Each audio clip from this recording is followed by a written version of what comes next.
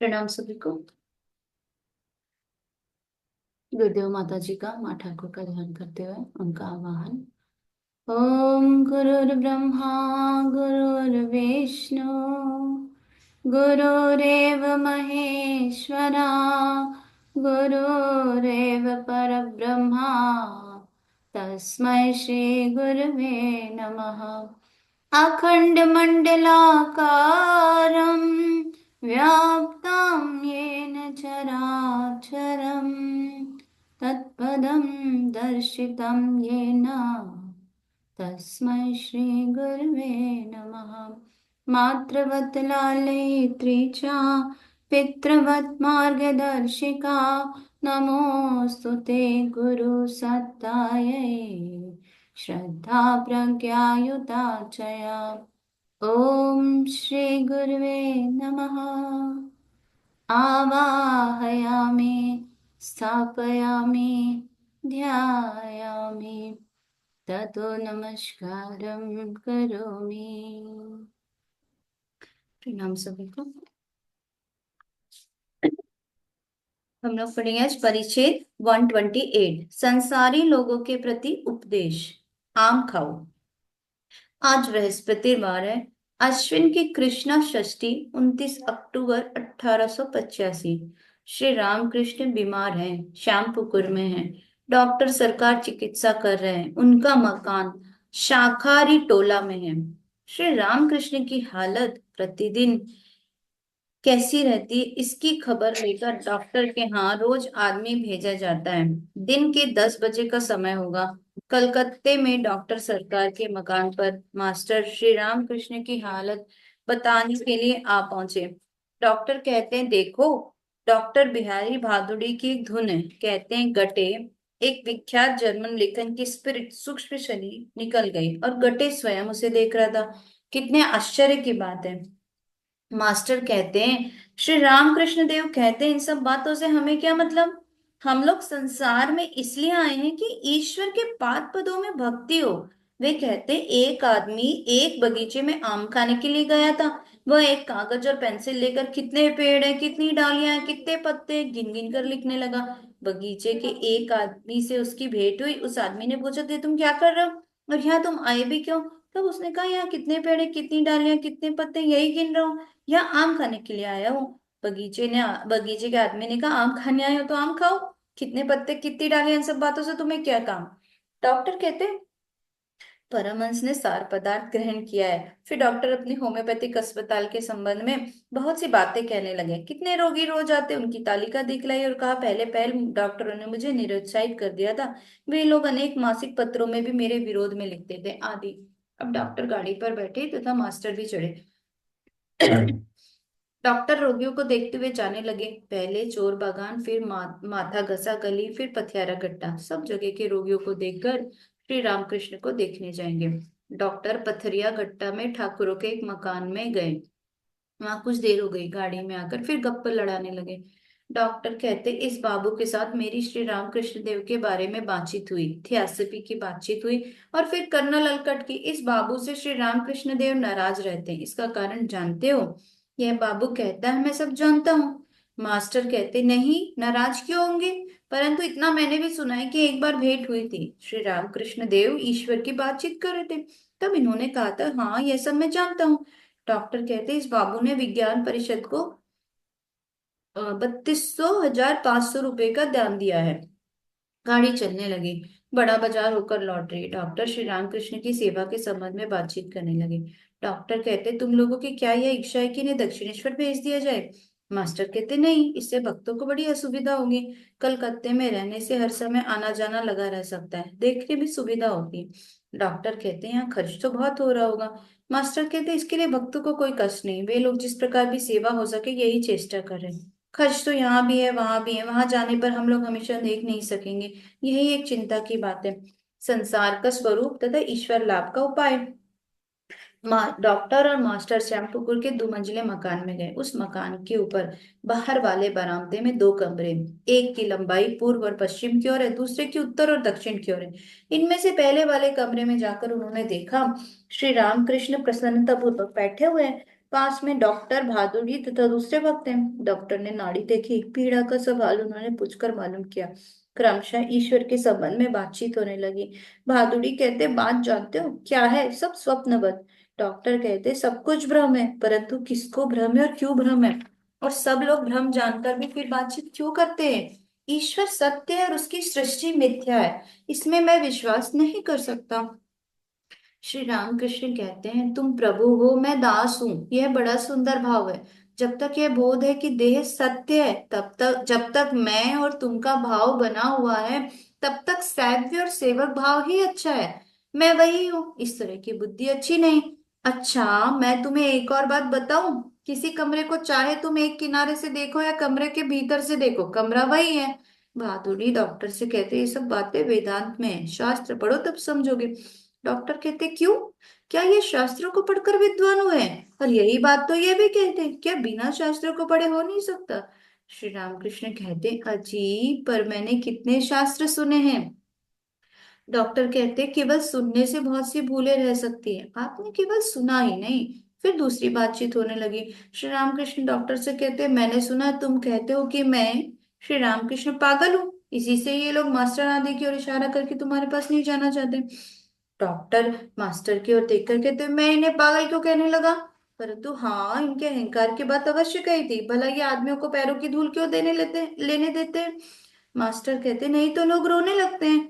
Doctor कहते, वह उनकी भूल है, उन्हें समझना चाहिए। मास्टर कहते, क्यों?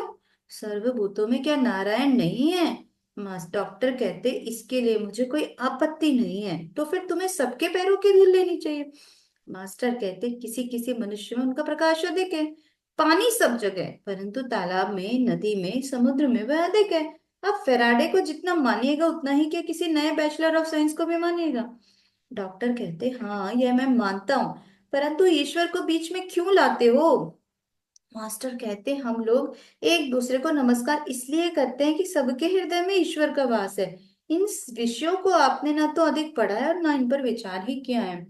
ठाकुर कहते डॉक्टर से, श्री रामकृष्ण ठाकुर कहते डॉक्टर से, किसी वस्तु में उनका प्रकाश अधिक है। तुमसे तो मैंने कहा, सूर्य की किरणें मिट्टी में गिरती हैं तो प्रकाश एक तरह का होता है, पेड़ों में और तरह का, फिर आईने में एक दूसरा ही प्रकाश देखने को मिलता है। देखो ना, प्रहलाद आदि और ये लोग क्या बराबर हैं? प्रहलाद का जीवन और मन सर्वस्व ही ईश्वर को अर्पित हो चुका था। डॉक्टर चुप हो गए, सब लोग भी चुप है। ठाकुर फिर डॉक्टर से कहते, देखो, यहाँ के लिए खुद को इंगित करते हुए बोलते, तुम्हारे हृदय में कुछ प्रेम का आकर्षण है। तुमने मुझसे कहा था कि तुम मुझे चाहते हो। डॉक्टर कहते, तुम प्रकृति के शिशु हो, इसलिए इतना कहता हूँ। लोग पैरों पर हाथ रखकर नमस्कार करते हैं, इससे मुझे कष्ट होता है। मैं सोचता हूँ ऐसे भले आदमी को भी ये लोग बिगाड़ रहे हैं।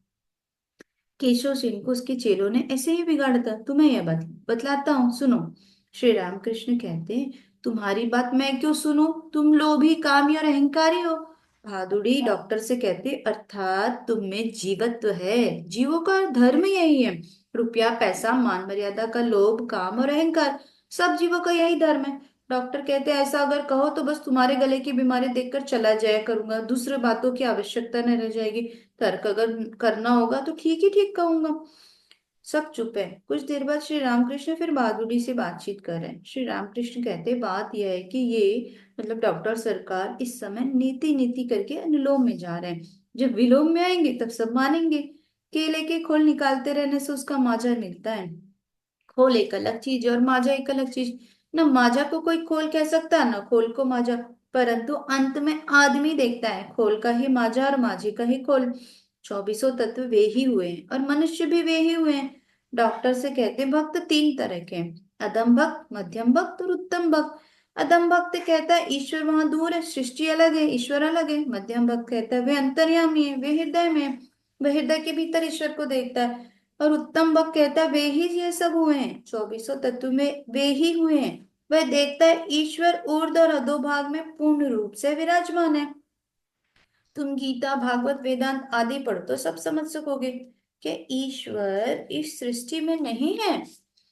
डॉक्टर कहते, नहीं, वे सब जगह है और इसलिए उनकी खोज हो नहीं सकती। कुछ देर बाद दूसरी बातें होने लगी। ठाकुर को सदा ही ईश्वर भाव हुआ करता है, इससे बीमारी के बढ़ने की संभावना है। तो डॉक्टर ठाकुर से कहते हैं, भाव को दबा रखिए, मुझे भी बहुत भाव होता है, तुमसे भी अधिक नाच सकता हूँ।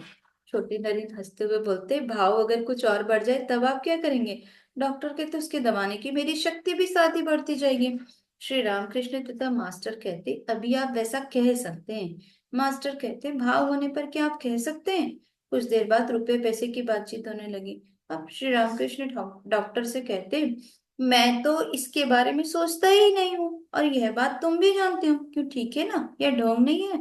डॉक्टर कहते, मेरा भी यही हाल है, आपकी बात तो अलग, मेरा रुपयों का संदूक तो खुला ही पड़ा रहता है।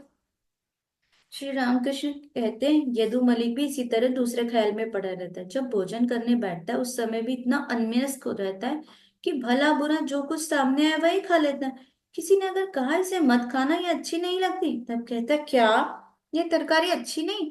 हाँ, सच ही तो है। कि श्री रामकृष्ण यह सूचित कर रहे हैं कि ईश्वर चिंतन से होने वाली अन्य मनस्कता तथा विषय चिंतन से होने वाली अन्य मनस्कता में बहुत अंतर है।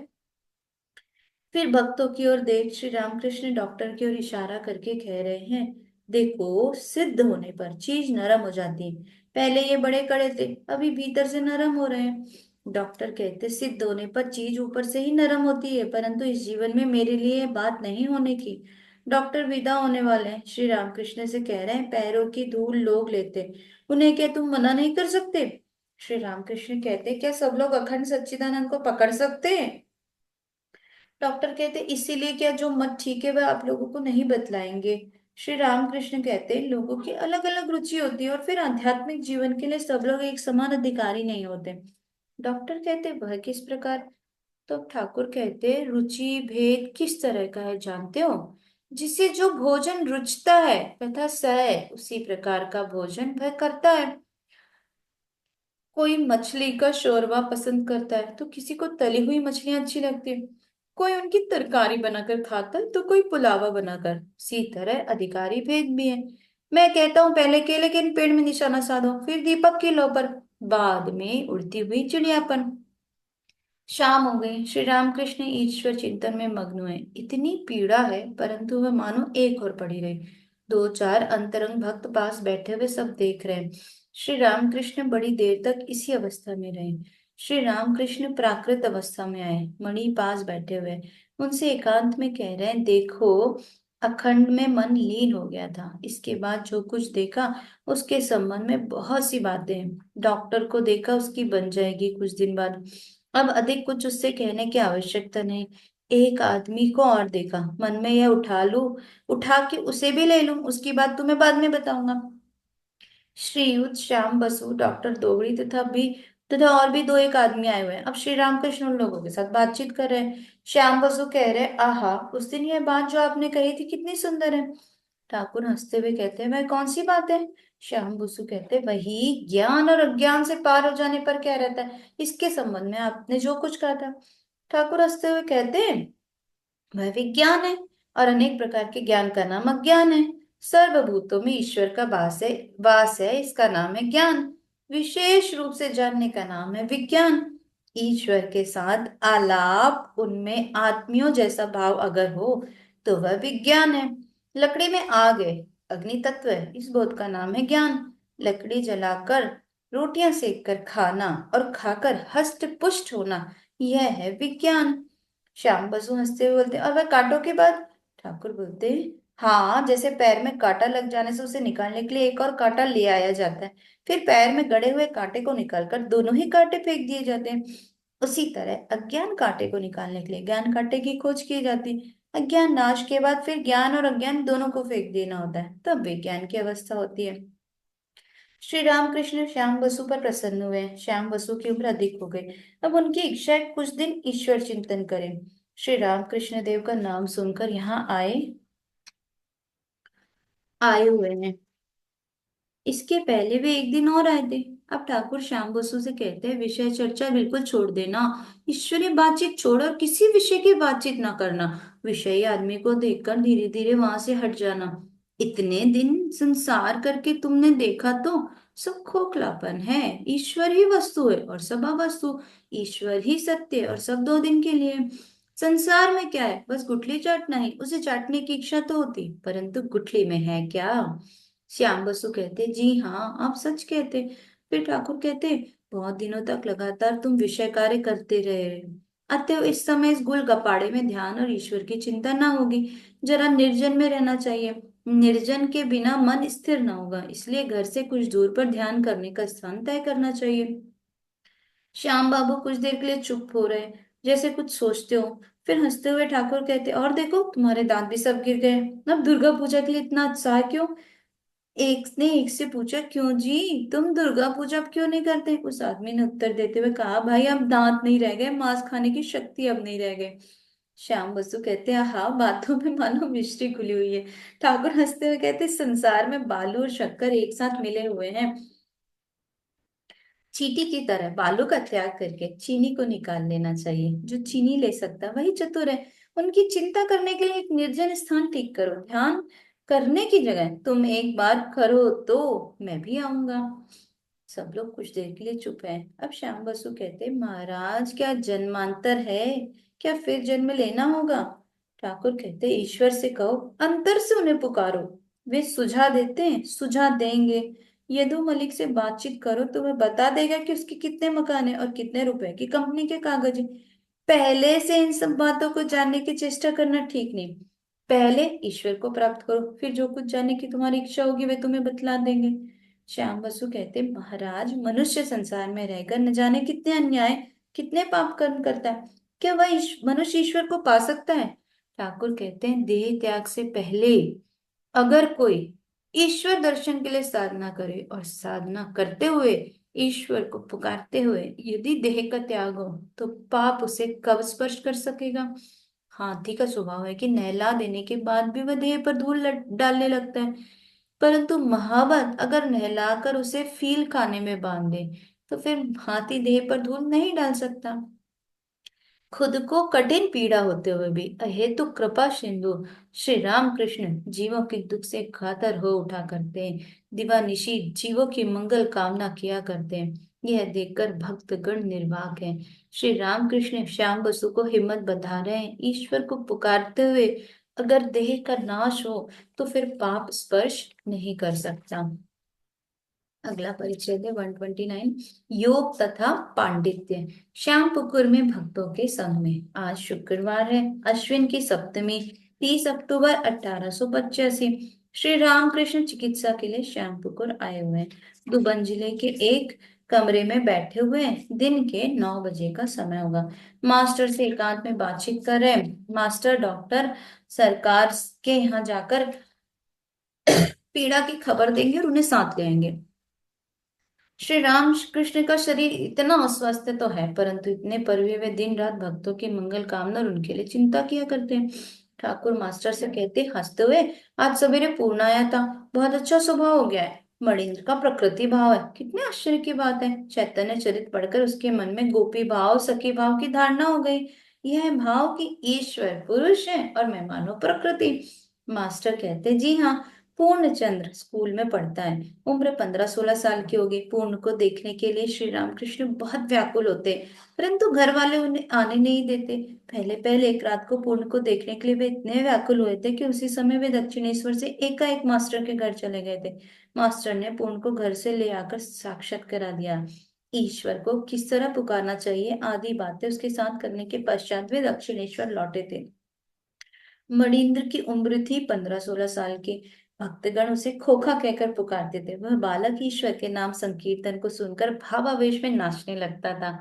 अब डॉक्टर तथा मास्टर, दिन के 10:30 बजे का समय है। मास्टर डॉक्टर सरकार के घर आए हुए हैं। रास्ते पर 2 मंजिले के बैठक खाने का बरामदा है, वहीं वे डॉक्टर के साथ बेंच पर बैठे हुए बातचीत कर रहे हैं। डॉक्टर के सामने ग्लास केस में पानी है और उसमें लाल मछलियां कीड़ा कर रही हैं। डॉक्टर रह रहकर इलायची का छिलका पानी में डाल रहे हैं और मैदे की गोलियां बनाकर छत पर फेंक रहे हैं, खुरैयों को चुगाने के लिए। मास्टर बैठे हुए देख रहे हैं। डॉक्टर मास्टर से हंसते हुए कहते हैं, ये देखो, ये लाल मछलियां मेरी ओर देख रही हैं, जैसे भक्त भगवान की ओर देख रहे हो। परंतु इन्होंने यह नहीं देखा कि मैंने इधर इलायची का छिलका छिलका फेंका है, इसलिए कहता हूँ केवल भक्ति से क्या होगा, ज्ञान चाहिए। मास्टर हंसते और हंस रहे हैं। और वह देखो, गौरव गौरैये उड़ रहे हैं, उधर मैंने मैदे की गोली फेंकी तो उन्हें इससे भय हो गया। उनमें भक्ति नहीं है, क्योंकि उनमें ज्ञान नहीं, वे जानती नहीं कि वो उनके खाने की चीज है। डॉक्टर बैठक खाने में आकर बैठे। चारों ओर अलमारी में ढेरों पुस्तकें रखी। डॉक्टर थोड़ा विश्राम कर रहे हैं। मास्टर पुस्तकें देख रहे हैं, एक एक पुस्तक लेकर पढ़ रहे हैं। अंत में कैनन फेरर की लिखी यीशु की जीवनी थोड़ी देर पढ़ते रहे। डॉक्टर बीच बीच में गप्पे भी कर रहे हैं। कितने कष्ट से होम्योपैथिक अस्पताल बना था। इस संबंध की चिट्ठियां और दूसरे दूसरे कागजात मास्टर से पढ़ने के लिए कहा, और कहा ये सब चिट्ठियां 1876 के कलकत्ता जर्नल ऑफ मेडिसिन में मिलेगी। होम्योपैथी पर डॉक्टर का बड़ा विश्वास है। मास्टर ने एक और पुस्तक उठाई, मुगरकृत नया धर्म, मुगर्स न्यू थियोलॉजी। डॉक्टर ने उसे देखा। डॉक्टर कहते हैं मुगर के सिद्धांत युक्ति और तार्किक विचारों पर अवलंबित है। उसमें ऐसा नहीं लिखा कि चैतन्य बुद्धि या यीशु ने अमित बात कही अतएव इसे मानना चाहिए। मास्टर हंसते हुए कहते हैं चैतन्य और बुद्धि की बातें नहीं, परंतु मुगर ने कही इसलिए बात माननी है। डॉक्टर कहते हैं तुम्हारी इच्छा, चाहे जो कहो। मास्टर कहते हैं हाँ, किसी न किसी का नाम प्रमाण के लिए लेना ही पड़ता है, इसलिए मुगर का ही नाम सही। डॉक्टर हंसने लगते हैं। अब डॉक्टर गाड़ी पर बैठे, साथ साथ मास्टर भी। गाड़ी श्यामपुर की ओर जा रही है। दोपहर का समय। दोनों बातचीत करते हुए जा रहे हैं। डॉक्टर बहादुरी की चर्चा भी बीच बीच में आती है, क्योंकि ये रामकृष्ण के पास कभी कभी आते हैं। मास्टर हंसते हुए कहते हैं आपके लिए बहादुरी ने कहा है ईंट और पत्थर से जन्म फिर शुरू करना होगा। डॉक्टर कहते हैं वह कैसा? मास्टर कहते हैं आप महात्मा सूक्ष्म शरीर आदि बातें तो मानते नहीं। बहादुरी महाशय जान पड़ता है थियोसफिस्ट है। इसके अतिरिक्त आप अवतार लीला भी नहीं मानते, इसलिए उन्होंने शायद हंसी में कहा था कि अब की बार मरने पर आपका मनुष्य के घर जन्म तो होगा ही नहीं, कोई जीव जंतु पेड़ पौधा भी आप ना होंगे। आपको कंकड़ पत्थर से श्री गणेश करना होगा, फिर बहुत से जन्मों के बाद आदमी हो तो हो। डॉक्टर कहते हैं अरे बाप रे। मास्टर कहते हैं और यह भी कहा है कि साइंस के सहारे आपका जो ज्ञान है वह मिथ्या है, क्योंकि वह अभी अभी है और अभी अभी नहीं। उन्होंने उपमा भी दी है, जैसे दो दो कुएं हैं। एक में नीचे स्रोत है, उसी से पानी आता है, दूसरे में स्रोत नहीं है, वह बरसात के पानी से भर गया। वह पानी अधिक दिन रुक नहीं सकता। आपका साइंस का ज्ञान भी बरसात के पानी की तरह, वह सूख जाएगा। डॉक्टर हंसते हुए बोलते हैं अच्छा यह बात। गाड़ी कारने वाली स्ट्रीट पर आई। डॉक्टर सरकार ने डॉक्टर प्रताप मजूमदार को गाड़ी में बिठा लिया। डॉक्टर प्रताप कल श्री रामकृष्ण को देखने गए थे। वे सब श्यामपुकुर आ पहुंचे। ज्ञानी का ध्यान जीवन का उद्देश्य। श्री रामकृष्ण उसी दो मंजिले के कमरे में बैठे हुए हैं। पास कोई भक्त भी है। डॉक्टर और प्रताप के साथ बातचीत हो रही है। डॉक्टर ठाकुर से कह रहे फिर खांसी हुई? हंसते हुए काशी जाना अच्छा भी तो है। सारे हंसते हैं। ठाकुर हंसते बोलते हैं उससे तो मुक्ति होती है। मैं मुक्ति नहीं चाहता, मैं तो भक्ति चाहता हूँ। डॉक्टर और भक्कड़ हंसने लगे। श्रीयुत प्रताप डॉक्टर भादुड़ी के जामाता हैं। श्री रामकृष्ण प्रताप को देखकर भादुड़ी के गुणों का वर्णन कर रहे हैं। श्री रामकृष्ण प्रताप से कह रहे हैं आहा, वे कैसे सुंदर आदमी हो गए। ईश्वर चिंता, शुद्धाचार और निराकार साकार सब भावों को उन्होंने ग्रहण कर लिया है। मास्टर की बड़ी इच्छा है कि कंकड़ और पत्थरों की बात फिर हो। छोटे नरेन से धीरे धीरे कह रहे कंकड़ों पत्थरों की कौन सी बात बहादुर ने कही थी, तुम्हें याद है? मास्टर ने इस ढंग से कहा जिससे ठाकुर भी सुन ले। ठाकुर हंसते बोलते डॉक्टर से और तुम्हारे लिए उन्होंने, बहादुरी ने क्या कहा है जानते हो? उन्होंने कहा कि तुम ये सब विश्वास नहीं करते, इसलिए अगले कल्प में कंकड़ पत्थर के रूप में जन्म लेकर तुम्हें आरंभ करना होगा।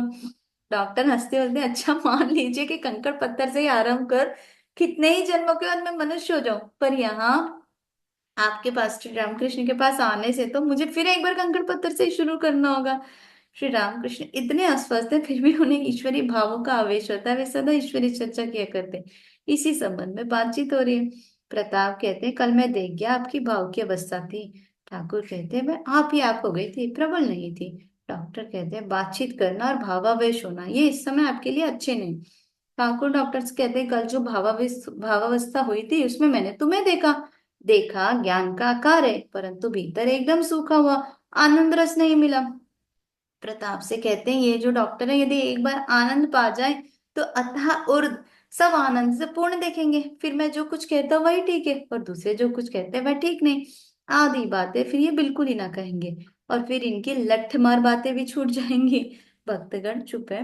एकाएक श्री रामकृष्ण भावावेश में डॉक्टर सरकार से कह रहे हैं महेंद्र बाबू, तुम क्या रुपया रुपया कर रहे हो? बीबी बीबी मान मान ये सब इस समय छोड़कर एक चित हो, ईश्वर में मन लगाओ और ईश्वर के आनंद का उपभोग करो। डॉक्टर सरकार चुप है, सब लोग चुप है। श्री रामकृष्ण कहते हैं, न्यागंटा ज्ञानी के ध्यान की बात कहता था। पानी ही पानी है, अधा ऊर्ध्व इसी से पूर्ण है। जीव मानो मीन है, उस पानी में आनंद से तैर रहा है। यथार्थ ध्यान होने पर उसे प्रत्यक्ष रूप से देख सकोगे। अनंत समुद्र है, पानी का कहीं अंत नहीं। उसके भीतर मानो एक घट है, उसके बाहर भी पानी और भीतर भी। ज्ञानी देखता है भीतर और बाहर वे ही परमात्मा है। तो फिर वह घट क्या वस्तु है? घट के रहने के कारण पानी के दो भाग जान पड़ते हैं, अंदर और बाहर का बोध हो रहा है। मैं रूपी घट के रहते ऐसा ही बोध होता है। वह मैं अगर मिट जाए तो फिर जो कुछ है वही रहेगा, मुख से वह कहा नहीं जा सकता। ज्ञानी का ध्यान और किस तरह का है जानते हो? अनंत आकाश है, उसमें आनंद से पंख फैलाए हुए पक्षी उड़ रहा है। चिदाकाश में आत्मा पक्षी इसी तरह विहार कर रहा है। अब वह पिंजरे में नहीं है, चिदाकाश में उड़ रहा है। आनंद इतना है कि समाता कि नहीं। भक्तगण निर्वाक होकर ध्यान योग की बातें सुन रहे। कुछ देर बाद प्रताप ने फिर बातचीत शुरू की। प्रताप ने सरकार से कहा, सोचा जाए तो सब छाया ही छाया जान पड़ती है। डॉक्टर कहते, छाया अगर कहते हो तो तीन चीजों की आवश्यकता है, सूर्य, वस्तु और छाया। बिना वस्तु के क्या छाया होती है? इधर कह रहे हो ईश्वर सत्य है और फिर सृष्टि को असत्य बतलाते हो। नहीं, सृष्टि भी सत्य है। प्रताप कहते हैं, आईने में जैसे तुम प्रतिबिंब देखते हो उसी तरह मन रूपी आईने में यह संसार भासित हो रहा है। डॉक्टर कहते हैं, एक वस्तु के अस्तित्व के बिना कोई प्रतिबिंब हो सकता है?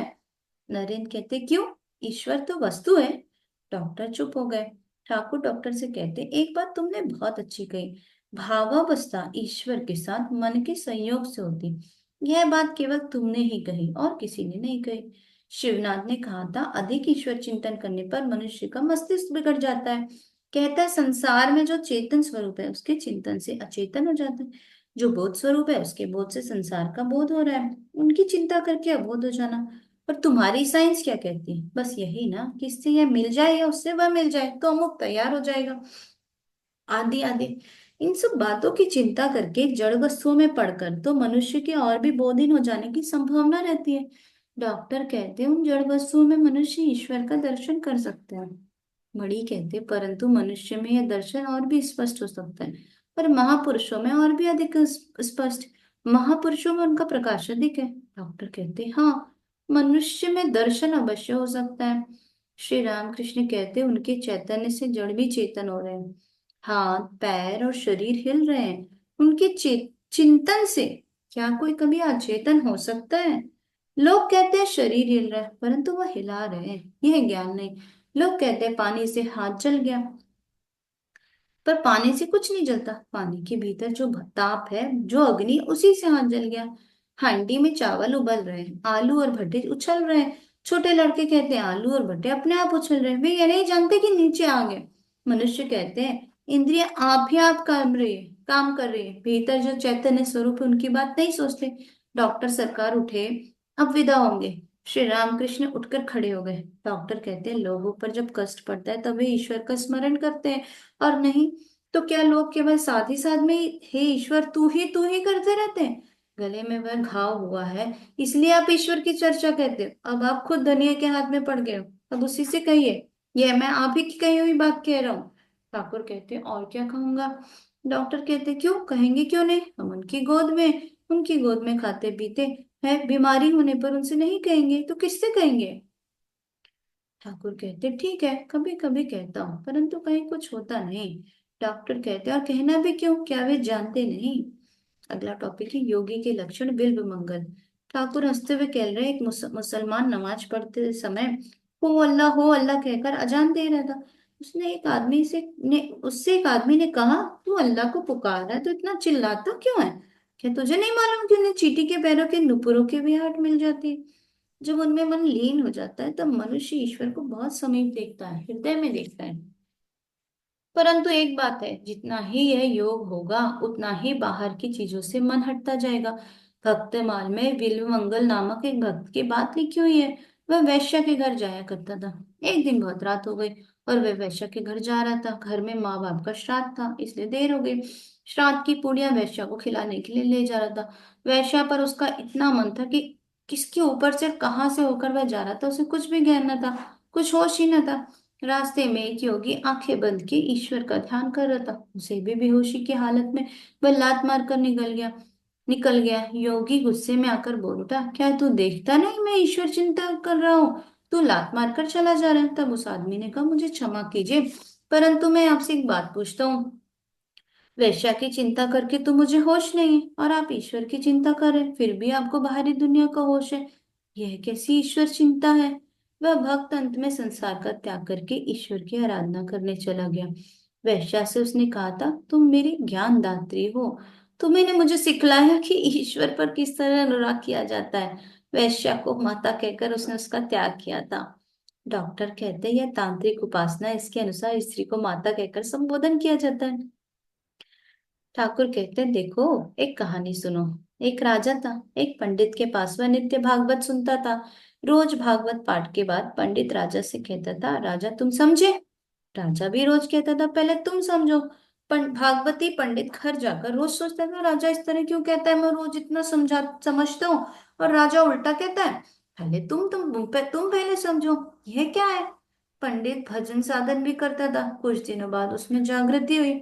तब उसने समझा, ईश्वर ही वस्तु है और शेष सब घर द्वार कुटुंब परिवार मान मर्यादा अवस्तु है। संसार में सब विषय मिथ्या प्रतीत होने के कारण उसने संसार छोड़ दिया। जाते समय वह केवल एक आदमी से कह गया, राजा से कहना, अब मैं समझ गया हूँ। एक कहानी और सुनो। एक आदमी को भागवत के एक पंडित की जरूरत पड़ी, जो रोज जाकर उसे भागवत सुना सके। इधर भागवती पंडित मिल ही नहीं रहा था। बहुत खोजने के बाद एक आदमी ने आकर कहा, भाई एक बहुत अच्छा भागवती पंडित मिला है। उसने कहा, फिर तो काम बन गया, उसे ले आओ। आदमी ने कहा, परंतु जरा कठिनाई है, उसके कुछ हल और बैल है, उन्हीं को लेकर वह दिन रात काम में लगा रहता है। काश काश्तकारी संभालनी पड़ती है, उसे बिल्कुल अवकाश नहीं मिलता। तब जिसे पंडित की जरूरत थी उसने कहा, जी, जिसे हल और बैलों के पीछे पड़ा रहना पड़ता है, इस तरह का पंडित मैं नहीं चाहता। मैं तो ऐसा पंडित चाहता हूँ जिसे अवकाश हो और जो मुझे भागवत सुना सके। डॉक्टर से कहते हैं, समझे। अब डॉक्टर चुप बैठे। परंतु केवल पांडित्य से क्या होगा। पंडित लोग जानते तो बहुत हैं, वेदों पुराणों और तंत्र की बातें।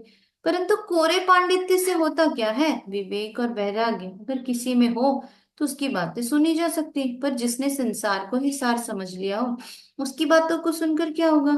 गीता के पाठ से क्या होता है, वही जो 10 बार गीता गीता उच्चारण करने से, गीता गीता कहने से तागी त्यागी तागी त्यागी निकलता है। संसार में जिसकी कामनी और कांचन पर आसक्ति छूट गई, जो ईश्वर पर 16 आने भक्ति कर सका, उसी ने गीता का मर्म समझा है। गीता को पूरा पूरा पढ़ने की आवश्यकता नहीं है।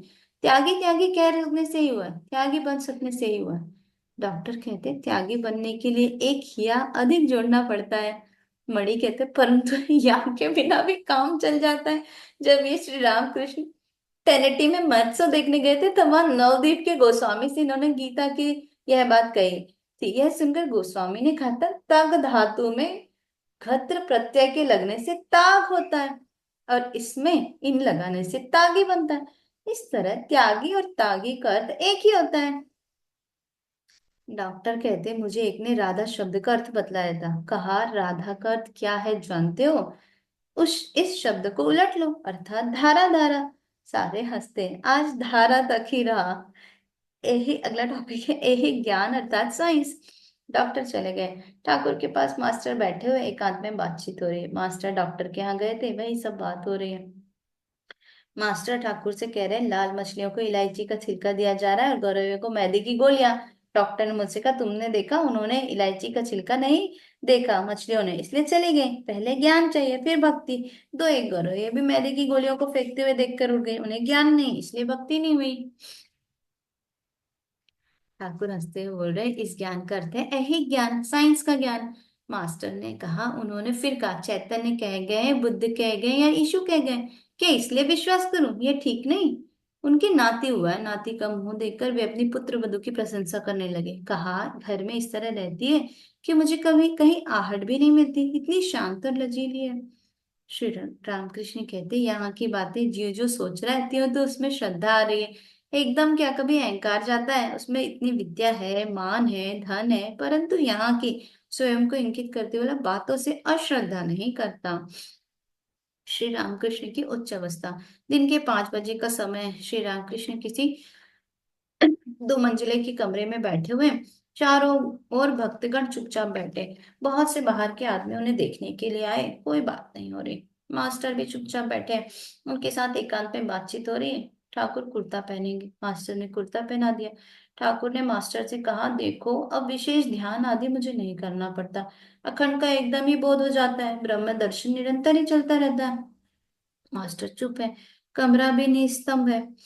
कुछ देर बाद श्री रामकृष्ण उनसे फिर एक बात कह रहे हैं। श्री रामकृष्ण कह रहे हैं, अच्छा ये सब लोग एक ही आसन जमा कर चुपचाप बैठे हुए हैं और मुझे देख रहे हैं, ना बोलते हैं ना गाना होता है, इस तरह ये मुझ में क्या देखते हैं? ठाकुर क्या इंगित कर रहे हैं कि साक्षात ईश्वर की शक्तियां उत्तीर्ण हुई है, इसलिए इतने लोगों का आकर्षण है, इसलिए भक्त लोग अवाक होकर उनकी और एक टक दृष्टि से निहारते रहते हैं।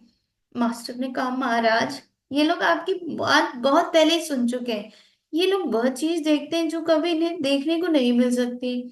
देखते ही सदा ही आनंद में मग्न रहने वाले निरंकार बाल स्वभाव ईश्वर के प्रेम में मग्न रहने वाले महापुरुष को। उस दिन आप ईशान मुखर्जी के यहाँ गए हुए थे, आप बाहर के कमरे में टहल रहे थे, हम लोग भी गए हुए थे। एक ने आपसे आकर कहा, इस तरह का सदानंद पुरुष हमने कभी देखा नहीं। मास्टर फिर चुप हो गए, कमरा निस्तब्ध है। कुछ देर बाद धीमे स्वर में मास्टर से ठाकुर ने फिर कहा, अच्छा डॉक्टर का क्या हो रहा है, क्या यहाँ की सब बातों को वह ग्रहण करता है? मास्टर कहते, वो अमोद बीज कहाँ जाएगा, किसी ना किसी तरफ से कभी ना कभी निकलेगा ही। उस दिन की एक एक बात पर हंसी आ रही है। ठाकुर कहते, कौन सी बात? मास्टर कहते, आपने उस दिन कहा था, यदु मलिक तक नहीं समझ सकता कि किस तरकारी में नमक अधिक है, कौन तरकारी कैसी हुई। ये इतना अन्यमनस्क रहता है, जब कोई कह देता है कि अमुक व्यंजन में नमक नहीं पड़ा, तब हाय हाय करके कहता है, हाँ ठीक तो है नमक नहीं पड़ा। डॉक्टर को यह बात आप सुना रहे थे, उन्होंने कहा था ना कि वे बहुत ही अन्यमनस्क हो जाया करते हैं। आप समझा रहे थे कि वे विषय की चिंता करके अन्यमनस्क होते हैं, ईश्वर की चिंता करके नहीं। ठाकुर कहते, क्या इन बातों को वह ना सोचेगा? मास्टर कहते, सोचेंगे क्यों नहीं, परंतु उन्हें बहुत से काम रहते इसलिए भूल भी जाते हैं। आज भी उन्होंने क्या ही अच्छा कहा कि स्त्री को मातृ रूप देखना तांत्रिकों की उपासना है। ठाकुर ने कहा, मैंने क्या कहा? मास्टर ने कहा, आपने बैलू वाले भगवती पंडित की बात कही थी, और आपने कही थी उस राजा की बात जिसने कहा था तुम पहले समझो। ठाकुर हंसे।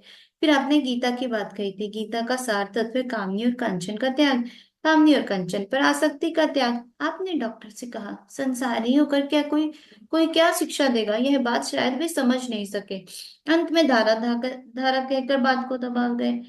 ठाकुर भक्तों के कल्याण के लिए सोच रहे हैं। पूर्ण और मणिंद्र दोनों उनके बालक भक्तों में से हैं। श्री रामकृष्ण ने मणिंद्र को पूर्ण से मिलने के लिए भेजा।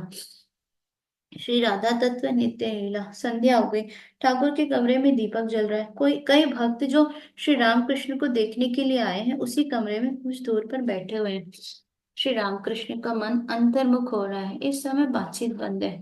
कमरे में जो लोग हैं वे ही ईश्वर का चिंतन करते हुए मौन हो रहे हैं। कुछ देर बाद नरेंद्र अपने एक मित्र को साथ लेकर आए। नरेंद्र ने कहा, ये मेरे मित्र हैं, इन्होंने कई ग्रंथों की रचना की है, ये किरणमयी लिख रहे हैं। किरणमयी के लेखक ने प्रणाम करके आसन ग्रहण किया। ठाकुर के साथ बातचीत करेंगे।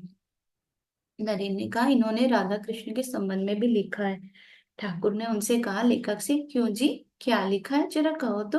लेखक कहते हैं, राधा कृष्ण ही परम ब्रह्म है, ओंकार के बिंदु स्वरूप है। उसी राधा कृष्ण परब्रह्म से महाविष्णु की सृष्टि हुई है, महाविष्णु से पुरुष और प्रकृति, शिव और दुर्गा की। ठाकुर कहते, वाह, नंद घोष ने नित्य राधा को देखा था, प्रेम राधा ने वृंदावन में लीलाएं की थी, काम राधा चंद्रावली है, काम राधा और प्रेम राधा, और भी बढ़ जाने पर है नित्य राधा। प्याज के छिलके निकालने रहने पर पहले लाल छिलका निकलता है, फिर जो छिलके निकलते उनमें ललाई नाम मात्र की रहती, फिर बिल्कुल सफेद छिलके निकलते हैं। ऐसा ही नित्य राधा का स्वरूप है, वो नीति नीति का विचार रुक जाता है। नित्य राधा कृष्ण और लीला राधा कृष्ण जैसे सूर्य और उसकी किरणें। नित्य की तुलना सूर्य से की जा सकती है और लीला की रश्मियों से। शुद्ध भक्त कभी नित्य में रहता है और कभी लीला में। जिनकी नित्यता है, लीला भी उन्हीं की है, वे केवल एक ही हैं, दो या अनेक नहीं। लेखक कहते, जी वृंदावन के कृष्ण और मथुरा के कृष्ण, इस तरह दो कृष्ण क्यों कहे जाते हैं? ठाकुर कहते, वो गोस्वामियों का मत है, पंडित, पश्चिम के पंडित लोग ऐसा नहीं कहते, उनके मत में कृष्ण एक ही है, राधा है ही नहीं। द्वारका के कृष्ण भी वैसे ही हो। लेखक कहते हैं जी, राधा कृष्ण ही परब्रह्म है। ठाकुर कहते वाह, परंतु इनके द्वारा सब कुछ संभव है। वे ही निराकार है और वे ही साकार, वे ही स्वराट है और वे ही विराट, वे ही ब्रह्म है और वे ही शक्ति। इनकी इति नहीं हो सकती, उनका अंत नहीं है, उनमें सब कुछ संभव है। चील या गीत चाहे जितना ऊपर चढ़े, पर आकाश को उसकी पीठ कभी छू नहीं सकती। अगर पूछो कि ब्रह्म कैसा है तो ये कहा नहीं जा सकता। साक्षात्कार होने पर भी मुख से नहीं कहा जाता। अगर कोई पूछे कि घी कैसा है, तो इसका उत्तर है कि घी घी के सदृश ही है। ब्रह्म की उपमा ब्रह्म ही है और कोई उपमा नहीं है। परिच्छेद 130, सर्वधर्म समन्वय। बलराम के लिए चिंता। श्री हरि वल्लभ बसु श्री राम कृष्ण श्याम पुकुर वाले मकान में चिकित्सा के लिए भक्तों के साथ ठहरे हुए। आज शनिवार है, आश्विन की कृष्णाष्टमी, 31 अक्टूबर 1885, दिन के 9 बजे का समय है। यहाँ दिन रात भक्तगण रहा करते श्री राम कृष्ण की सेवा के लिए। अभी किसी ने संसार का त्याग नहीं किया। बलराम सपरिवार ठाकुर के सेवक है। उन्होंने जिस वंश में जन्म लिया है वह बड़ा ही भक्त वंश है। उनके पिता वृद्ध होकर अब वृंदावन में अपने ही प्रतिष्ठित श्री श्याम सुंदर कुंज में रहा करते हैं। उनके चचेरे भाई श्रीयुत हरि वल्लभ बसु और घर के दूसरे सब लोग वैष्णव हैं। हरि वल्लभ कटक के सबसे बड़े वकील हैं। उन्होंने जब यह सुना कि बलराम श्री राम कृष्ण देव के पास आया जाया करते और विशेषकर स्त्रियों को ले जाते, तो वे बहुत नाराज हुए। उनसे मिलने पर बलराम ने कहा था, तुम पहले एक बार उनके दर्शन करो, फिर जो जी में आए मुझे कहना। अतएव आज हरिवल्लभ आए। उन्होंने ठाकुर को बड़े भक्ति भाव से प्रणाम किया। ठाकुर ने कहा, किस तरह बीमारी अच्छी होगी आपकी राय में? क्या यह कोई कठिन बीमारी है? डॉक्टर कहते हैं, जी ये तो डॉक्टर ही कह सकेंगे। हरिवल्लभ कहते हैं, जी ये तो डॉक्टर ही कह सकेंगे। ठाकुर कहते हैं, स्त्रियां जब मेरे पैरों की धूली लेती तब यही सोचता हूँ कि भीतर तो वे ही है, मैं उन्हीं को प्रणाम कर रही हूँ। इसी दृष्टि से मैं देखता हूँ। हरिवल्लभ कहते हैं, आप साधु हैं, आपको सब लोग प्रणाम करेंगे, इसमें दोष क्या है? ठाकुर कहते, हाँ वह हो सकता है, अगर ध्रुव, प्रहलाद, नारद, कपिल ये कोई होते, पर मैं क्या हूँ? अच्छा आप फिर आइएगा। हरिवल्लभ कहते, जी हम लोग आप ही खिंच कर आएंगे, आप कहते क्यों हैं? हरिवल्लभ विदा होकर प्रणाम कर रहे हैं, पैरों की धूली लेने जा रहे हैं। श्री रामकृष्ण ने पैर हटा ली, परंतु हरिवल्लभ ने छोड़ा नहीं। जबरदस्ती उन्होंने पैरों की धूली ली। हरिवल्लभ उठे, श्री रामकृष्ण उनकी खातिर करने के लिए उठ खड़े हो गए। कह रहे हैं, बलराम बहुत दुख करता है, मैंने सोचा एक दिन जाऊं, जाकर तुम लोगों से मिलूं, परंतु भय भी होता है तुम लोग यह कहीं यह ना कहो कि इसे कौन यहाँ लाया। हरिवल्लभ कहते, इस तरह की बातें कही किसने? आप कुछ सोचिएगा नहीं। अब हरिवल्लभ चले गए। ठाकुर मास्टर से कहते हैं, उसमें भक्ति है, नहीं तो जबरदस्ती पैरों की धूली क्यों लेता? ये वह बात तो तुमसे मैंने कही थी कि भाव में मैंने डॉक्टर को देखा था, तो एक आदमी और था, वह यह वही है, इसलिए देखो आया। मास्टर कहते, जी सचमुच वह भक्त है। ठाकुर कहते, कितना सरल है। श्री रामकृष्ण की बीमारी का हाल लेकर मास्टर डॉक्टर सरकार के पास शांका रिटोला आए हुए हैं। डॉक्टर आज फिर श्री रामकृष्ण को देखने आएंगे। डॉक्टर श्री रामकृष्ण और महिमाचरण आदि की बातें कर रहे हैं।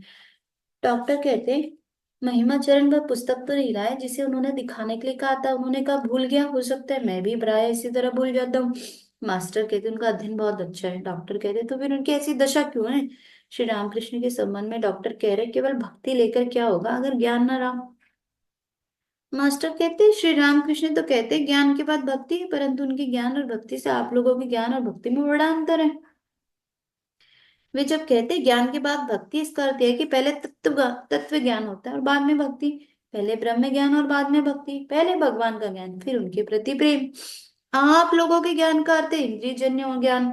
श्री रामकृष्ण जिस ज्ञान की चर्चा करते हैं उसकी परख हमारे मापदंड द्वारा नहीं हो सकती, परंतु आपका ज्ञान तो इंद्रिय जन्य है, उसकी परख हो सकती है। डॉक्टर कुछ देर चुप रहे, फिर अवतार के संबंध में बातचीत करने लगे। डॉक्टर कहते, अवतार क्या है और पैरों की धूली लेना यह क्या है? मास्टर कहते, क्यों? आप ही तो कहते कि अपनी साइंस की प्रयोगशाला में अन्वेषण करते समय ईश्वर की सृष्टि के बारे में सोचने से आपको भावावस्था हो जाती है, और फिर आदमी को देखने से ही भी आप में उसी भाव का उद्रेक होता है। अगर यह ठीक है तो ईश्वर को फिर हम सिर क्यों ना झुकाएं? मनुष्य के हृदय में ईश्वर है। हिंदू धर्म के अनुसार सर्वभूतों में ईश्वर का वास है। यह विषय आपको अच्छी तरह मालूम नहीं है। सर्वभूतों में जब ईश्वर है तो मनुष्य को प्रणाम करने में क्या बुराई है? श्री रामकृष्ण देवते, किसी किसी वस्तु में उनका प्रकाश अधिक है। सूर्य का प्रकाश पानी में, आईने में अधिक है। पानी सब जगह है, परंतु नदी और सरोवर में अधिक है।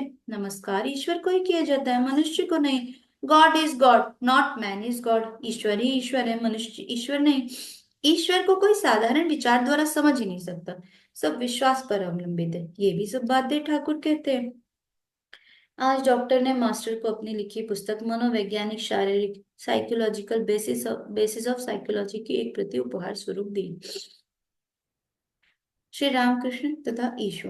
श्री रामकृष्ण भक्तों के साथ बैठे हुए, दिन के 11 बजे का समय होगा। मिश्र नाम के एक ईसाई भक्त के साथ बातचीत हो रही है। मिश्र की आयु 45 वर्ष की होगी। इनका जन्म ईसाई वंश में हुआ है। बाहर से तो ये साहबी वेशभूषा धारण किए हुए, परंतु भीतर गेरुआ वस्त्र पहने। इस समय इन्होंने संसार का त्याग कर दिया। इनका जन्म स्थान पश्चिम है। इनके एक भाई के विवाह के दिन इनके दूसरे 2 भाइयों की मृत्यु हो गई। तब से मिश्र ने संसार का त्याग कर दिया। ये क्वैकर संप्रदाय के हैं। मिश्र कहते, वही राम घटघट में लेटा। श्री रामकृष्ण छोटे नरेन से धीरे धीरे कह रहे हैं, परंतु इस ढंग से कि मिश्र भी सुने। राम एक ही है, परंतु उनके नाम हजारों हैं।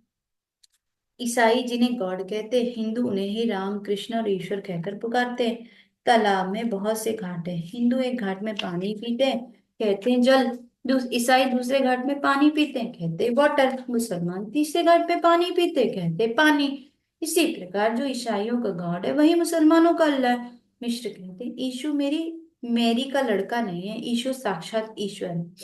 भक्तों से कहते हैं, ये श्री रामकृष्ण अभी तो ऐसे दिखते पर ये साक्षात ईश्वर है। आप लोगों ने इन्हें पहचाना नहीं, मैं पहले ही इनके दर्शन ध्यान में कर चुका हूँ। अब इस समय इन्हें साक्षात देख रहा हूँ। मैंने देखा था एक बगीचा है, ये ऊंचे आसन पर बैठे हुए, जमीन पर एक व्यक्ति और बैठे हुए। वे उतने पहुंचे ही हुए नहीं थे। इस देश में ईश्वर के 4 द्वारपाल है। बंबई प्रांत में तुकाराम, कश्मीर में रॉबर्ट माइकल, यहाँ ये, और पूर्व बंगाल में एक और है। ठाकुर कहते, क्या तुम्हें कुछ दर्शन होता है? मिश्र कहते, जी जब मैं घर पर था तब ज्योति दर्शन होता था, उसके बाद यीशु को मैंने देखा। उस रूप के बाद अब क्या कहूँ, उस सौंदर्य के सामने स्त्री का सौंदर्य खाक है। कुछ देर बाद भक्तों के साथ बातचीत करते हुए मिश्र ने कोट और पतलून खोलकर भीतर गहरे की कॉपिंग दिखलाई। श्री रामकृष्ण बरामदे से आकर कह रहे, इसे मिश्र को देखा, वीर की तरह खड़ा है। इसे देखा मतलब मिश्र के लिए कह रहे, इसे देखा, वीर की तरह खड़ा है। यह कहते हुए ठाकुर समाधि मग्न हो रहे, पश्चिम की ओर मुंह करके खड़े हो गए। वे समाधि मग्न हो गए। कुछ प्रकृतिस्थ होने पर मिश्र पर दृष्टि लगाकर हंस रहे, अब भी खड़े हैं। भावावेश में मिश्र से हाथ मिलाते हुए हंस रहे हैं, हाथ पकड़कर कह रहे, जो चाहते हो वह प्राप्त हो जाएगा। श्री रामकृष्ण यीशु के भाव में है। मिश्र हाथ जोड़कर कह रहे, उस दिन से मैंने अपना मन, अपने प्राण, अपना शरीर, सब कुछ आपको समर्पित कर दिया।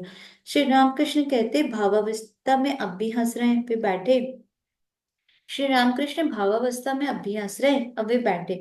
मिश्र भक्तों से अपने सांसारिक जीवन का वर्णन करें। उन्होंने बताया कि किस प्रकार विवाह के समय शामियाना के नीचे गिर जाने से उनके 2 भाइयों की मृत्यु हो गई। ठाकुर ने भक्तों से मिश्र की खातिर करने को कहा। डॉक्टर सरकार आए। डॉक्टर को देखकर ठाकुर समाधि मग्न हो गए। भाव का कुछ उपशम होने पर श्री रामकृष्ण कह रहे, करुणानंद कारणानंद के है के बाद है सच्चिदानंद, कारण का कारण। डॉक्टर कह रहे, जी हाँ। श्री रामकृष्ण कह रहे, मैं बेहोश नहीं हूँ। डॉक्टर समझ गए कि श्री रामकृष्ण को ईश्वरावेश है, इसलिए उत्तर में कहा, हाँ आप खूब होश में हैं। ठाकुर हंसने लगे। मैं सुरापान नहीं करता, किंतु जय काली कहकर सुधापान करता हूँ। इससे मेरा मन मतवाला हो जाता है, पर लोग बोलते हैं कि मैं सुरापान करके मत हो गया हूँ। गुरु प्रदत्त रस को लेकर, उसमें प्रवृत्ति रूपी मसाला छोड़कर, ज्ञान कलार शराब बनाकर भाड़े में छान लेता हूँ। मूल मंत्र रूपी बोतल से डालकर मैं तारा तारा कहकर उसे शुद्ध कर लेता हूँ, और मेरा मन उसका पान कर मतवाला हो जाता है। प्रसाद कहता है, ऐसी सुरा का पान करने से 4 फलों की प्राप्ति होती है। गाना सुनकर डॉक्टर को भावावेश हो गया। श्री रामकृष्ण को भी पुनः भावावेश हो गया। उसी आवेश में उन्होंने डॉक्टर की गोद में एक पैर बढ़ाकर रख दिया। कुछ देर बाद भाव का उपशम हुआ। तब पैर खींचकर उन्होंने डॉक्टर से कहा, आहा, तुमने कैसी सुंदर बात कही है। उन्हीं की गोद में बैठा हुआ हूँ। बीमारी की बात उनसे नहीं कहूंगा तो और किससे कहूंगा? बुलाने की आवश्यकता होगी तो उन्हें ही बुलाऊंगा। ये कहते हुए श्री रामकृष्ण की आंखें आंसुओं से भर गई। वे फिर भावाविष्ट हो गए। उसी अवस्था में डॉक्टर से कह रहे, तुम खूब शुद्ध हो, नहीं तो मैं पैर न रख सकता। फिर कह रहे, शांत वही है जो राम रस चके। विषय है क्या, उसमें क्या है? रुपया, पैसा, मान, शरीर, सुख, इनमें क्या रखा है? ए दिल, जिसने राम को नहीं पहचाना, उसने फिर पहचाना है क्या? बीमारी की इस अवस्था में श्री रामकृष्ण को भावावेश में रहते देखकर भक्तों को चिंता हो रही है। श्री रामकृष्ण कह रहे, उस गाने के हो जाने पर मैं रुक जाऊंगा। हरि रस मंदिरा। नरेंद्र एक दूसरे कमरे में थे, बुलाए गए। गंधो गंधोरवोपम कंठ से नरेंद्र गाने लगे। भावार्थ है, ए मेरे मन, हरि रस मदिरा का पान करके तू मस्त हो जाओ। मधुर हरिनाम करते हुए धरती पर लौटो और रो। हरि नाम के गंभीर निदान से गगन को छा दो। हरि हरि, हरि हरि कहते हुए दोनों हाथ ऊपर उठाकर नाचो और सब में इस मधुर हरि नाम का वितरण कर दो। ए मन, हरि के प्रेमानंद रस रूपी समुद्र में रात्र दिवा तैरते रहो।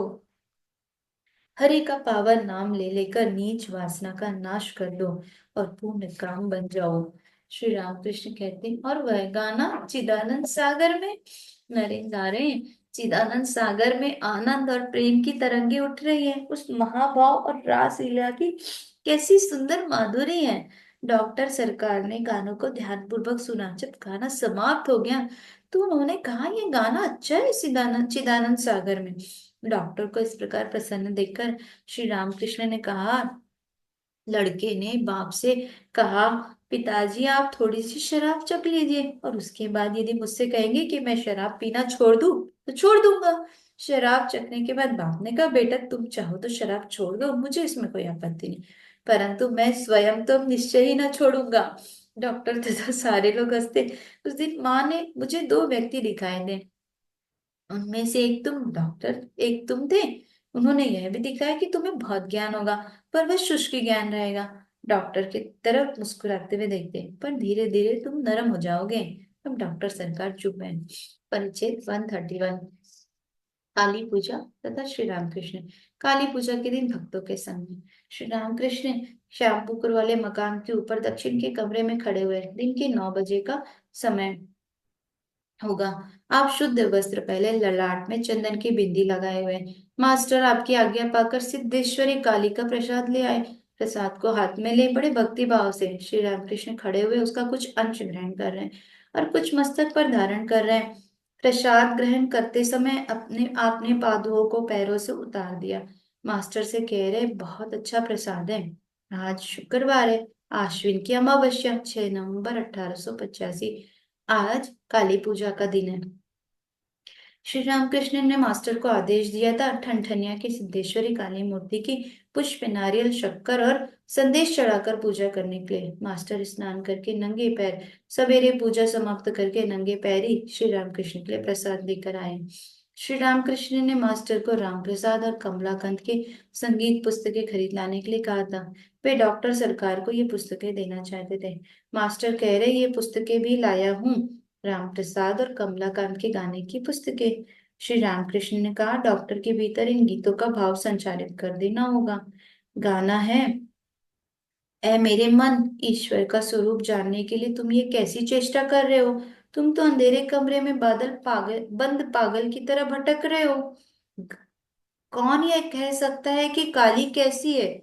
षट दर्शनों को भी जिसके दर्शन नहीं हो पाते।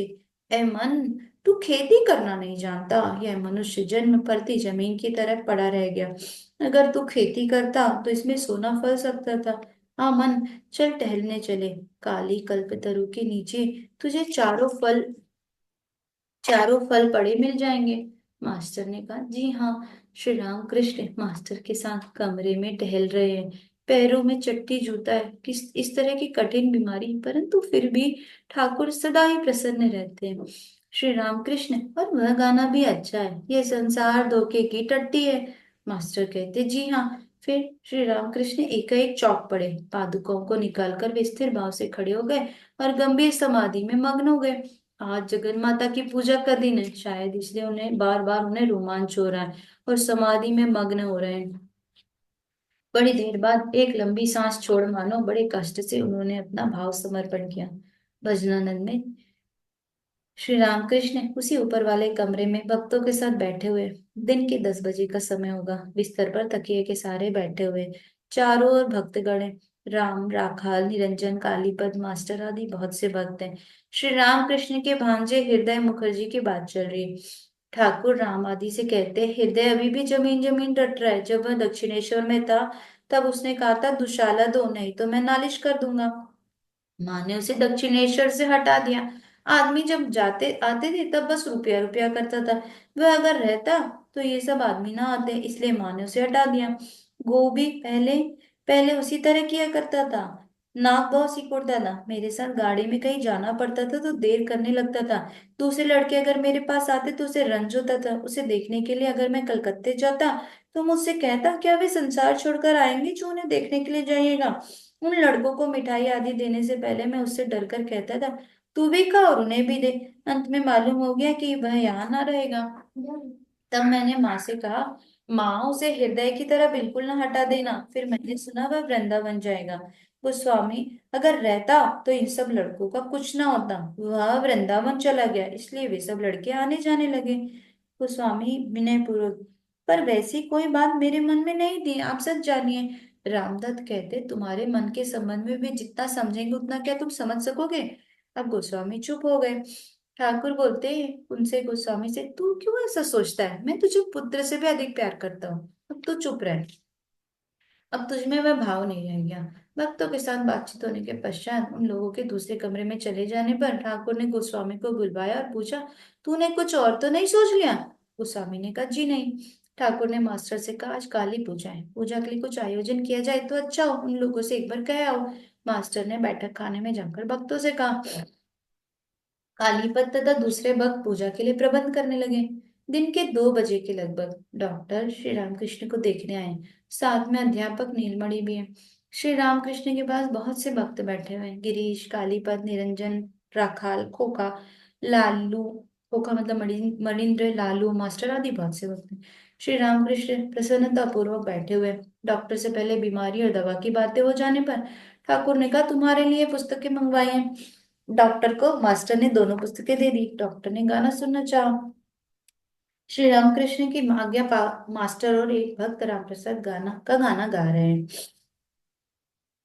ऐ मेरे मन, ईश्वर का स्वरूप जानने के लिए तुम ये कैसी चेष्टा कर रहे हो? तुम तो अंधेरे कमरे में बंद पागल की तरह भटक रहे हो। कौन जानता है कि काली कैसी है? षट दर्शनों को भी जिनके दर्शन नहीं हो पाते। ऐ मन, तू खेती करना नहीं जानता। आ मन, चल घूमने चले। तो ये 4-5 गाने वो गाए। डॉक्टर गिरीश से कह रहे, तुम्हारा यह गाना बड़ा सुंदर है, वीणा वाला, बुद्ध चरित का गाना। श्री रामकृष्ण का इशारा पाकर गिरीश और काली दोनों मिलकर गाना सुना रहे हैं। गाना है, मेरी ये बड़ी ही साद की वीणा है, बड़े यत्न पूर्वक इसके तारों का हार गुथा गया है। मैं शांति के लिए व्याकुल हूँ पर वह मिलती कहाँ। न जाने कहाँ से आकर कहाँ बहा जा रहा हूँ। ऐ निताई, मुझे पकड़ो, मेरे प्राणों में आज न जाने ये क्या हो रहा है। आओ आओ ऐ जगाई मधाई, प्राण भर कर आओ, हरे का नाम ले। यदि तुझे किशोरी राधा का प्रेम लेना है तो चलाओ, प्रेम की ज्वार बही जा रही है। गाना सुनते सुनते 2-3 भक्तों को भावावेश हो गया। गाना हो जाने पर ठाकुर के साथ मग डॉक्टर फिर बातचीत करने लगे। डॉक्टर प्रताप मजूमदार ने श्री रामकृष्ण को नक्श भूमिका दी थी। डॉक्टर सरकार को यह सुनकर क्षोभ हो रहा है। डॉक्टर ने कहा, मैं मर तो गया नहीं था, फिर नक्श भूमिका कैसे दी गई? ठाकुर हंसते हुए, तुम क्यों मरोगे? तुम्हारी अविद्या की मृत्यु हो। डॉक्टर ने, मेरी किसी समय अविद्या नहीं थी। डॉक्टर ने अविद्या का अर्थ भ्रष्ट स्त्री समझ लिया था। ठाकुर हंसते बोलते, नहीं जी, सन्यासी की अविद्या माँ मर जाती है और विवेक पुत्र हो जाता है। अविद्या माँ के मर जाने पर शौच अस्वच्छ होता है, इसलिए कहते सन्यासी को छूना नहीं चाहिए। एक मिनट।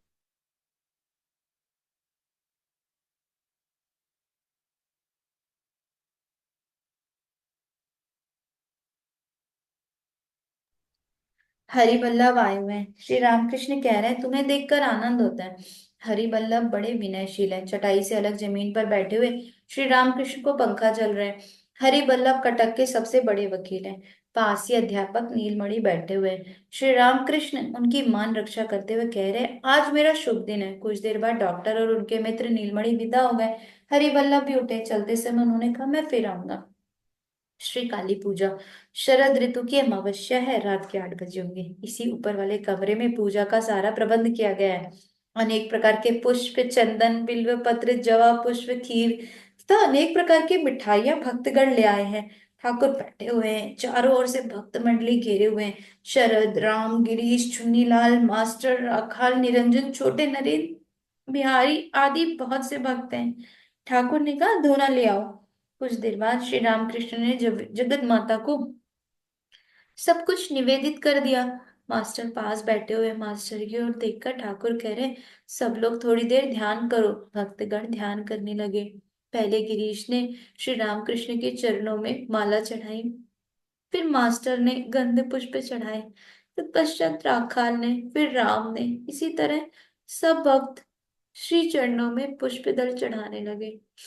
श्री चरणों में फूल चढ़ाकर निरंजन ब्रह्ममयी कहकर भूमिष्ठ हो प्रणाम करने लगे।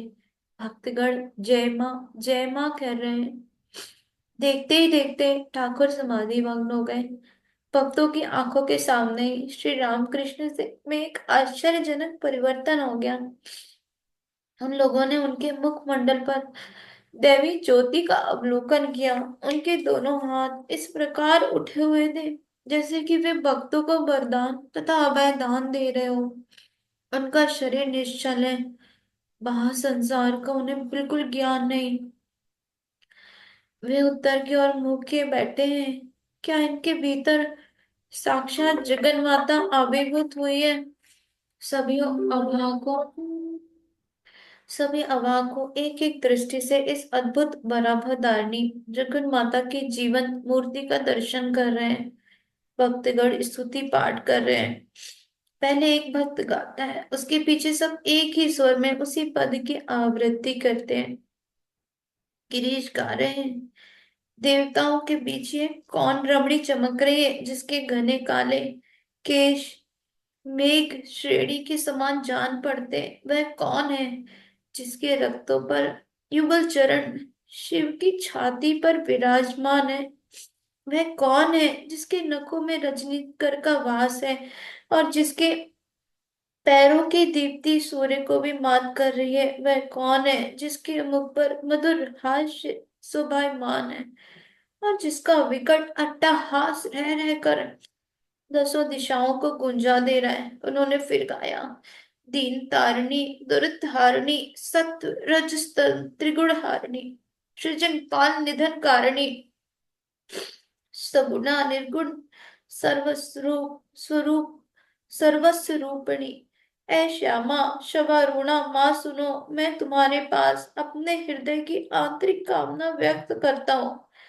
जब मेरी अंतिम सांस इस देह को छोड़ चलेगी, तब ऐसी वे तुम मेरे हृदय में प्रकाशित होना।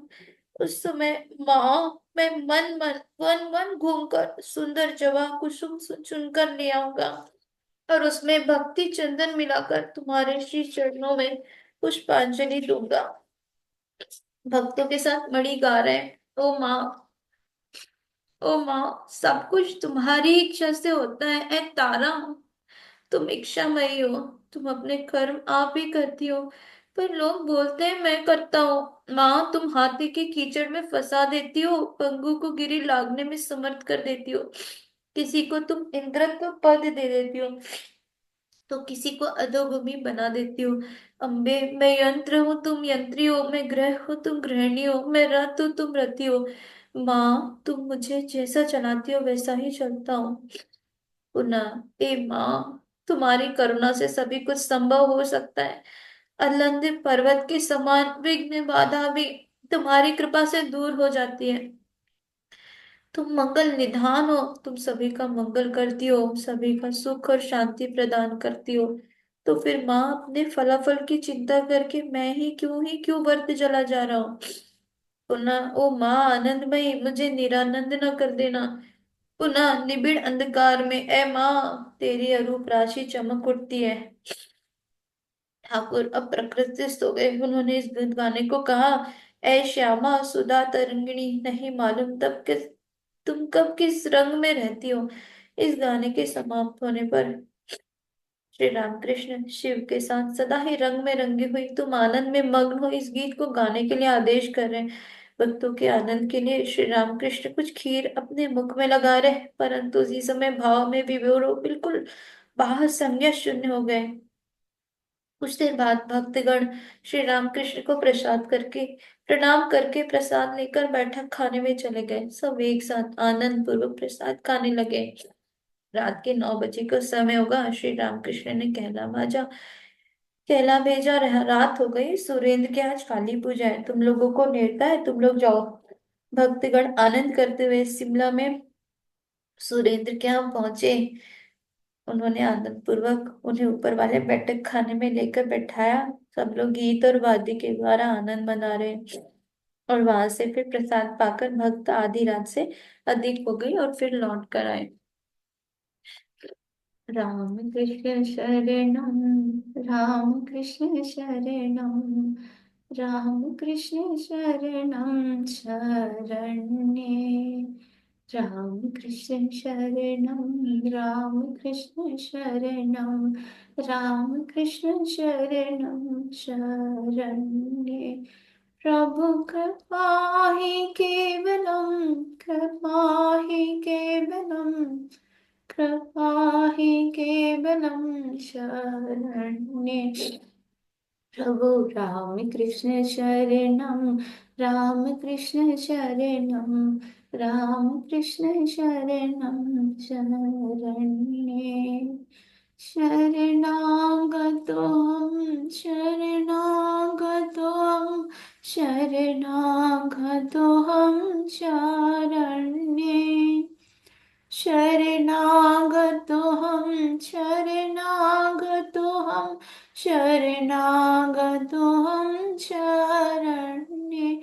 प्रभु राम कृष्ण शरणं, राम कृष्ण शरणं, राम कृष्ण शरणं शरण्ये।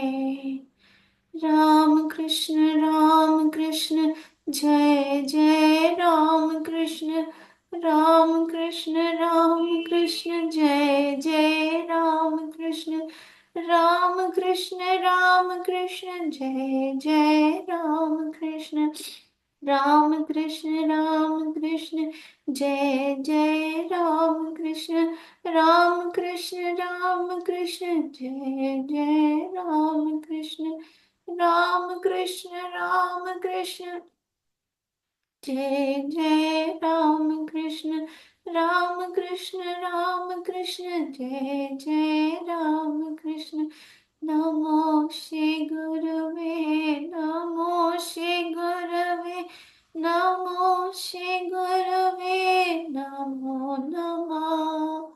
नमो श्री गुरवे, नमो श्री गुरवे, नमो श्री गुरवे, नमो नमः। राम कृष्ण शरणं, राम कृष्ण शरणं, राम कृष्ण शरणं शरण्ये। शरणागतोऽहं, शरणागतोऽहं, शरणागतोऽहं शरण्ये। प्रभु राम कृष्ण शरणं, राम कृष्ण शरणं, राम कृष्ण शरणं शरण्ये। प्रभु राम कृष्ण शरणं, राम कृष्ण शरणं, राम कृष्ण शरणं शरण्ये। राम कृष्ण जय जय राम कृष्ण, राम कृष्ण, राम कृष्ण जय जय राम कृष्ण, राम कृष्ण, राम कृष्ण जय जय राम कृष्ण, राम कृष्ण जय जय राम कृष्ण जय जय राम कृष्ण जय जय राम कृष्ण शरणम राम कृष्ण शरणम शरण्ये रामकृष्ण शरणं रामकृष्ण शरणं रामकृष्ण शरणं शरण्ये राम कृष्ण राम कृष्ण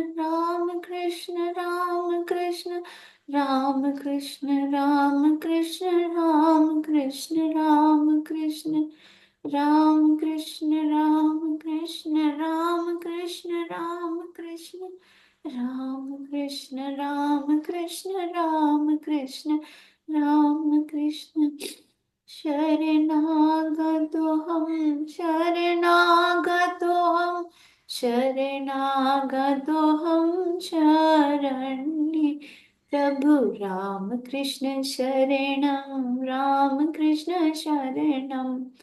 राम कृष्ण शरणं शरण्ये प्रभु राम कृष्ण राम कृष्ण